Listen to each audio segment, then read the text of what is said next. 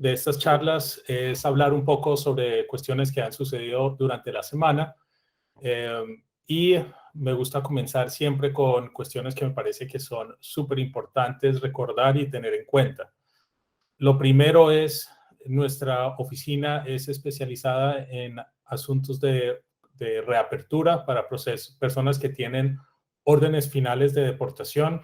Así es que si ustedes tienen un amigo, un familiar, un conocido que tiene una orden de deportación, esa tal vez es la peor situación en la que se puede encontrar una persona desde el punto de vista de inmigración. Por favor, denles nuestra información de contacto para que nosotros podamos ayudarle a estudiar el caso y ver si tiene algunas opciones que nosotros hemos tenido en otros casos mucho éxito reabriendo casos por diversas razones y nos hemos especializado mucho en esa área. Por otra parte, recuerden también que hay un acuerdo para las personas que quieren buscar asilo y que no lo han hecho y que se han pasado del año. Hay un acuerdo que vence el 31 de marzo del 2022, así es que hay oportunidad todavía para las personas, así haya pasado mucho tiempo, así tengan orden de deportación, las personas que nunca pudieron pedir asilo por haberse pasado del año, tienen oportunidad de buscar ese beneficio y pueden hacerlo de aquí a marzo, el último día de marzo del 2022. Así es que es muy importante que empiecen a actuar y a pensar en eso. Si ustedes no han hecho su solicitud de asilo, si conocen a alguien que no ha hecho solicitud de asilo, por favor, denles nuestra información de contacto, déjenles saber que nosotros les podemos ayudar con eso. Y hablando de asilo, salió esta semana un reporte que es súper interesante de una universidad que sigue muy de cerca toda la información de los casos de asilo que son radicados y que son aprobados. Ellos tienen todas las estadísticas, obtienen toda la información del gobierno de Estados Unidos sobre asilo y lo organizan y lo sistematizan.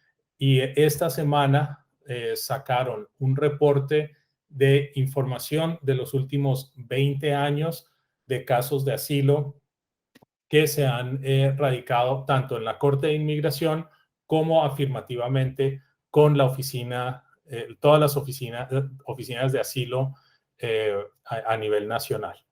Entonces, la conclusión de la información es súper interesante. Me parece que hay principalmente tres ideas que uno puede extraer.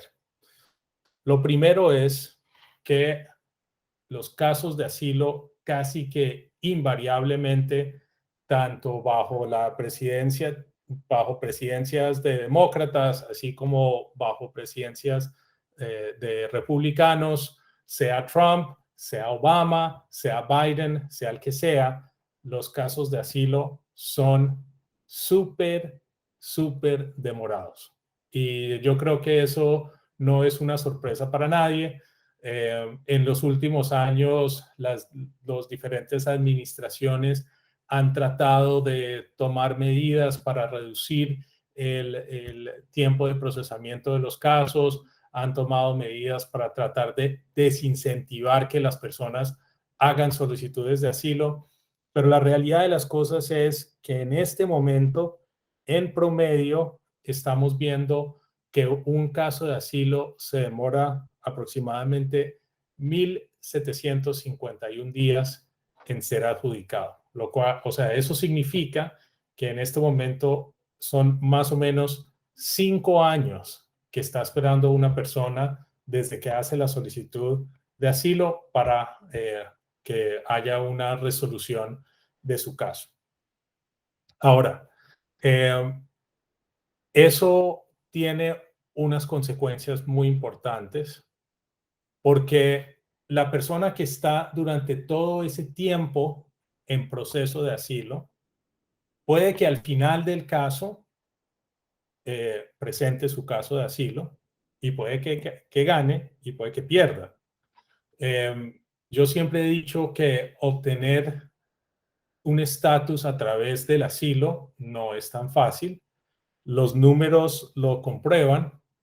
Aproximadamente el 78% de los casos de asilo que son presentados en la Corte de Inmigración son negados. Eso es un promedio a nivel nacional, que ahora vamos a hablar de eso también. Pero aproximadamente el 78% de los casos de asilo son negados cuando son presentados como tal el caso de asilo. Sin embargo, las estadísticas también demuestran, a través de los últimos 20 años, que si una persona pide asilo, tiene una probabilidad de 50% de quedarse en Estados Unidos. Entonces uno dice, pero ¿cómo así? Si casi todo el mundo pierde el asilo, ¿cómo puede ser que la gente termina quedándose? Pues bien, lo que pasa es que durante esos 5 años que está el proceso, están esperando una decisión en su caso de asilo, la gente se casa con un ciudadano, la gente a veces, infortunadamente, tiene una situación que lo hace elegible para una visa U, es decir, es víctima de algún delito calificado que normalmente es de violencia y que da la posibilidad de buscar la visa U. A veces se vuelven elegibles para buscar una visa y buscar salir del país para obtener la residencia a través de un proceso consular. A veces le desechan los casos, a veces le cierran administrativamente los casos. En fin, hay una serie de circunstancias que se pueden presentar durante esos 5 años y que hacen que al final, puede que la persona no ganó por asilo, porque, como les digo, la mayor parte de los casos, la inmensa mayoría de los casos de asilo son negados, pero esa persona de pronto resolvió, porque como tuvo tanto tiempo, algo en el camino cambió e hizo que la persona pudiera obtener, bien sea quitar el proceso de deportación o de pronto obtener la residencia por otro medio. Y realmente yo no me había detenido a pensar en eso, pero yo puedo dar fe que eso es cierto. Es decir, con nuestros clientes sucede eso con mucha frecuencia, ¿no? Salió el TPS, pues todas las personas de nacionalidad venezolana o una gran proporción de personas que están con TP, que estaban con asilo en la corte, les sale el TPS, piden el TPS, se lo otorgan y ¿qué hacen? Van y piden al juez o a la fiscalía cerrar el proceso de deportación. Ahora, esa persona no ganó su caso por asilo, pero salió del proceso de deportación y se quedó con TPS, resolvió.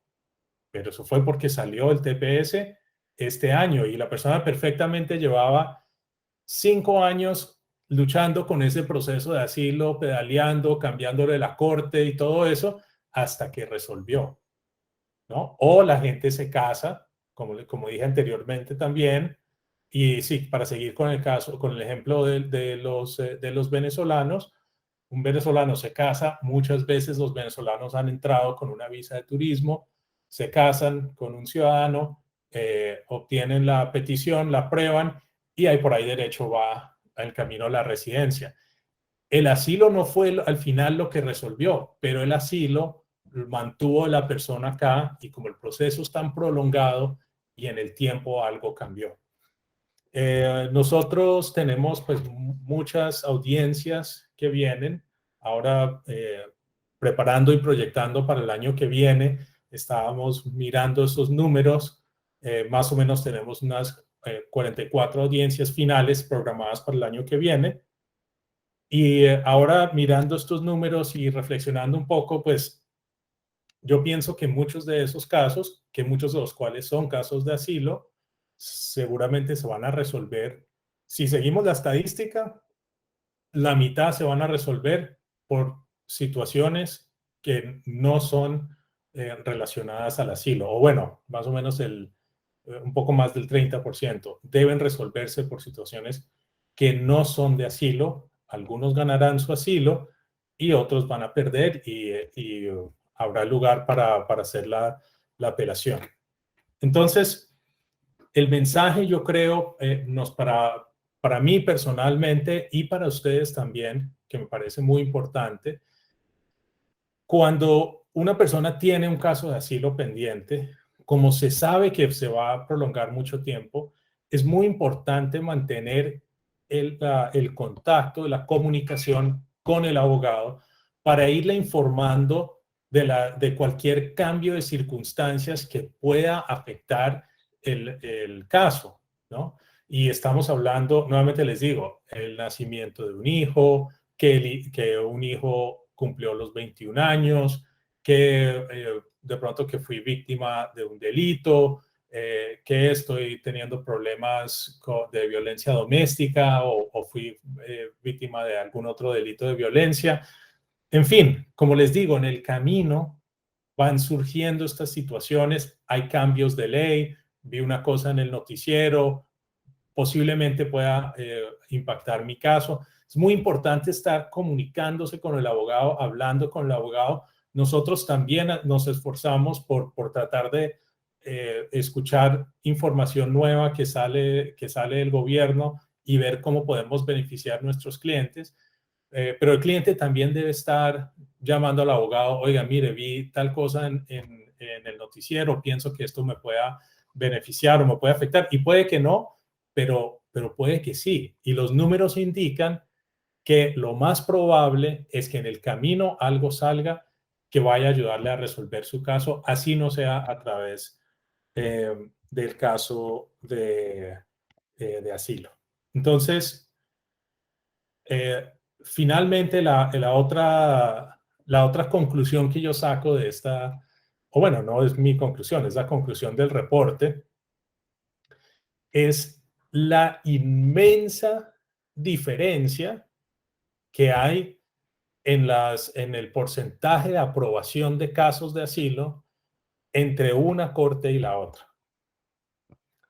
Y de pronto eso no es lo que uno esperaría, porque uno piensa, bueno, la ley de asilo es igual, prácticamente es igual en todos los Estados Unidos, y los jueces pues son personas imparciales y los fiscales son abogados del gobierno y todas estas cosas.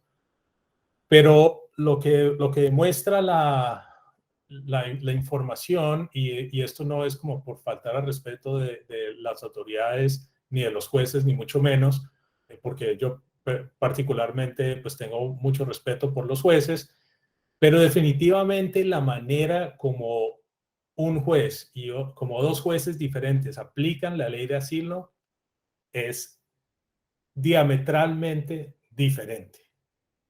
Un caso que es claramente aprobable para un juez no es claramente aprobable para el otro.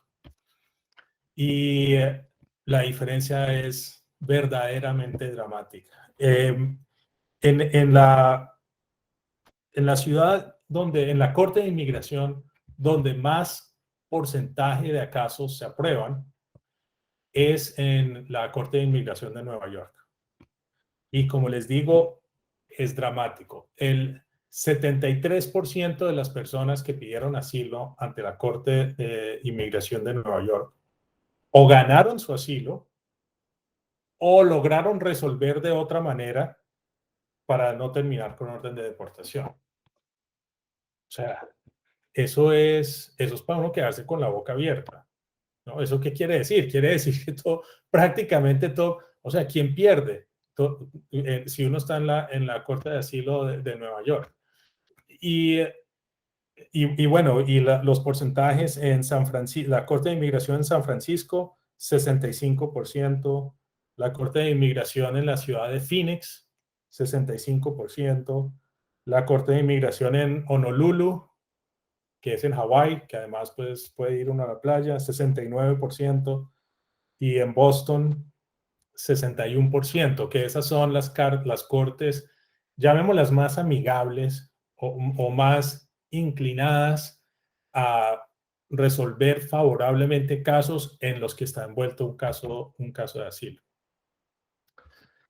Entonces, y uno mira, por ejemplo, los centros de detención como Jena, ¿sí? Y esas cortes, prácticamente el 95 o 96% de los casos son negados y la persona termina con orden de deportación. Entonces, ¿cómo puede explicar uno, desde el punto de vista de la ley, cómo puede uno explicar esa diferencia tan dramática que es día y noche? Es imposible. Ahí hay una explicación que tiene que ver de pronto con preferencias o con personalidad, qué sé yo. Eso ya se los dejo no sé, a los antropólogos, me imagino que serán los que estudian eso. Pero en lo que me corresponde a mí, yo lo que diría es, a veces las personas están pensando de pronto mudarse de un lugar para otro, han pensado, en mis clientes, por ejemplo, con el COVID, han tenido muchos que salir del área de Miami para otros estados buscando trabajo. Carolina del Norte, Kansas, Wisconsin, se han tenido que ir a muchas otras partes a buscar trabajo porque acá está muy difícil. Pensaría yo que si dentro de las posibilidades está Nueva York, pues uno, además de poder buscar trabajo ahí, pues va a poder buscar también beneficiarse con este porcentaje tan alto eh, de éxito en un caso. Obviamente, pues, obviamente, de todas maneras, sea como sea, y como decía antes, debido al largo tiempo de procesamiento de estos casos, muchas veces en el camino uno se encuentra una solución, pero pues Nueva York 73%, ¿no? San Francisco 65%, Phoenix 65%, Boston 61%. Son números que están muy por encima del promedio nacional, que digamos que es 50%. Nueva York es 73%.